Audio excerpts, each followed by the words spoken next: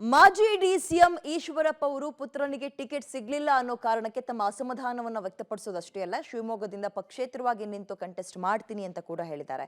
ಆದ್ರೆ ಈಗ ಈಶ್ವರಪ್ಪ ಅವರ ಅಸಮಾಧಾನದ ಹಿಂದೆ ಅಂದ್ರೆ ಈಗ ಒಂದ್ ಕಡೆ ಮೋದಿ ಅವ್ರನ್ನ ಮನೆದೇವರು ಅಂತಾರೆ, ಆದ್ರೆ ನೆನ್ನೆ ಮೋದಿ ಕಾರ್ಯಕ್ರಮಕ್ಕೆ ಹೋಗಿರ್ಲಿಲ್ಲ ಈಶ್ವರಪ್ಪ ಅವರು. ಹಾಗಾದ್ರೆ ಅವರ ಮುನಿಸಿಗೆ ಅಥವಾ ಅವರ ಮುನಿಸಿನ ಹಿಂದೆ ಇರುವಂತಹ ಕಾರಣವಾದ್ರೂ ಏನು ಹಾಗಾದ್ರೆ ನೋಡ್ತಾ ಹೋಗೋಣ. ಮೋದಿ ಬಂದರೂ ಬಾರದ ಈಶ್ವರಪ್ಪ, ಮುಂದುವರೆದ ಮುನಿಸು.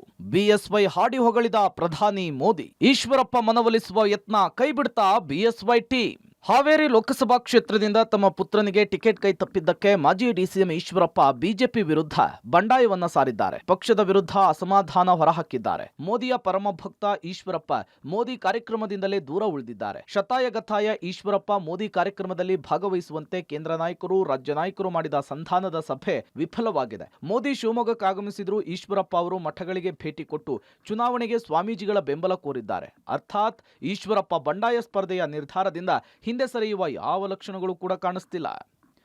ನರೇಂದ್ರ ಮೋದಿ ಅವರ ಕಾರ್ಯಕ್ರಮಕ್ಕೆ ಹೋದಂಥ ಸಂದರ್ಭದಲ್ಲಿ ರಾಘವೇಂದ್ರಗೆ ಓಟ್ ಕೊಡಬೇಕು ಅಂತ ಅವ್ರು ಕೇಳ್ತಾರೆ. ಅವಾಗ ನಾನೇನು ಮಾಡಬೇಕು? ಎಲ್ಲ ಜನರ ಅಪೇಕ್ಷೆ ತಕ್ಕಂತೆ ಚುನಾವಣೆ ಸ್ಪರ್ಧೆ ನಿಲ್ತಾ ಇದ್ದೀನಿ. ಅವರೆಲ್ಲರ ಆಶೀರ್ವಾದ ಲೋಕಸಭೆ ಚುನಾವಣೆ ಗೆಲ್ತೀನಿ. ಅದೇ ನರೇಂದ್ರ ಮೋದಿ ಹತ್ರ ಹೋಗಿ ಮತ್ತೆ ಅವ್ರ ಕೈ ಎತ್ತುತ್ತೀನಿ. ಭಾರತೀಯ ಜನತಾ ಪಾರ್ಟಿ ಒಂದೇ ಕುಟುಂಬದ ಕೈಯಲ್ಲಿದೆ. ಯಡಿಯೂರಪ್ಪನವರು, ಅವ್ರ ಮಗ ರಾಘವೇಂದ್ರ, ಅವ್ರ ಮಗ ವಿಜಯೇಂದ್ರ, ಅದ್ರ ವಿರುದ್ಧ ನಾನು ಕೂಡ ಹೋರಾಟ ಮಾಡ್ತಾ ಇದ್ದೀನಿ. ಯಾರ್ಯಾರು ಹಿಂದುತ್ವದ ಪರ ಹೋರಾಟ ಮಾಡ್ತೀರೋ ತುಳಿಯಂತ ಕೆಲಸ ಇವತ್ತು ಕರ್ನಾಟಕ ರಾಜ್ಯದ ಭಾರತೀಯ ಜನತಾ ಪಾರ್ಟಿಗಿದೆ. ಇನ್ನು ಈಶ್ವರಪ್ಪ ಅಸಮಾಧಾನದ ಹಿಂದೆ ಕೆಲವು ಕಾಣದ ಕೈಗಳು ಕೆಲಸ ಮಾಡ್ತಿವೆ ಎಂಬ ಮಾತು ಕೂಡ ಕೇಳಿ ಬರ್ತಿದೆ.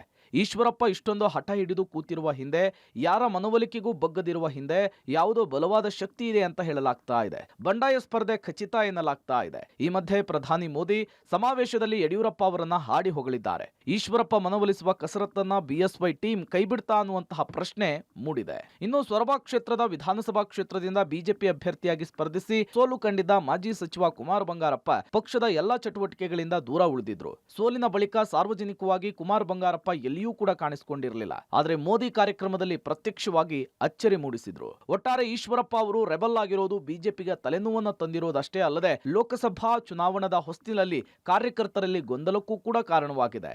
Shashidhar KV, public TV, Shivamogga.